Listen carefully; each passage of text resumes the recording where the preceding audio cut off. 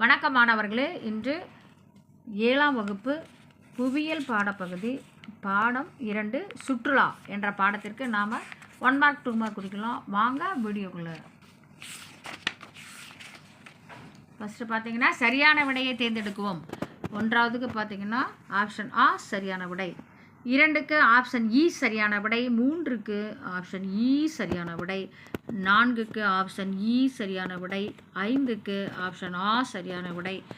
அடுத்ததாக பார்த்தீங்கன்னா கோடிட்ட இடங்களை நிரப்புக. அதுக்கு 3 கூறுகளையும் ஒன்றாக இணைக்கும் கோட்பாடு A3 என்று அழைக்கப்படுகிறது. 2 காஸ்ட்ரோனமி என்பது சுற்றுலாவின் கலாச்சார அம்சத்தை குறிக்கின்றது.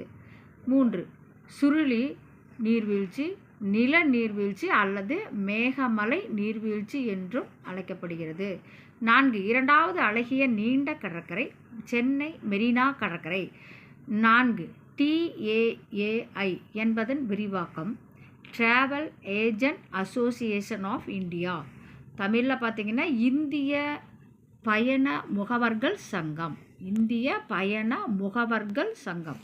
அடுத்தது பொருந்தாததை வட்டமிடு. ஃபஸ்ட்டு பார்த்திங்கன்னா போக்குவரத்து, 2க்கு திகா, 3 மயானி, 4க்கு களக்காடு, 5க்கு லடாக். அடுத்து பொறுத்துக. ஆனைமலை வாழிடம் உயர் விளிம்பு. 2 குரங்கு அருவி கோயமுத்தூர். டார்ஜிலிங் மேற்கு வங்காளம். இயற்கையின் சொர்க்கம் ஜவ்வாது. அகுதா கடற்கரை கோவா.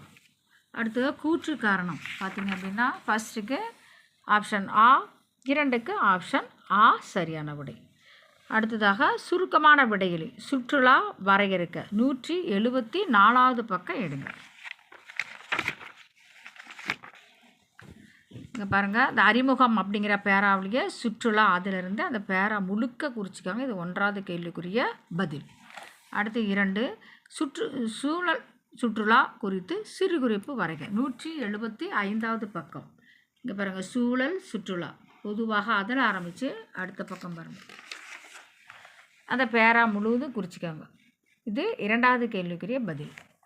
அடுத்தது 3 சுற்றுலாவின் அடிப்படை கூறுகள் யாவை. 174வது பக்கம்.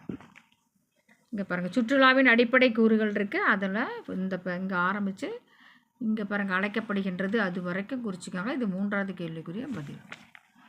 அடுத்தது 4 இந்தியாவில் உள்ள ஏதேனும் 5 மலைவாழிடங்களின் பெயர்களை எழுது. 178வது பக்கம். இங்கே பாருங்கள், இங்கே நிறைய கொடுத்துருக்கு. இதில் நீங்கள் ஏதேனும் 5 எழுதிக்கலாம். நான் இங்கேருந்து இது வரை குறிச்சிருக்கேன், நீங்கள் பார்த்து குறிச்சிக்கோங்க. 4வது கேள்விக்குரிய பதில். அடுத்து 5 பார்த்திங்கன்னா தமிழ்நாட்டில் உள்ள ஏதேனும் 5 கடற்கரையின் பெயர்களை எழுது. 187வது பக்கம் வாங்க. பாருங்கள், இது கடற்கரை. இதிலே நிறைய 8 கொடுத்துருக்கு, நீங்கள் 5 மட்டும் குறிச்சிக்கலாம். இது 5வது கேள்விக்குரிய பதில். Thank you students.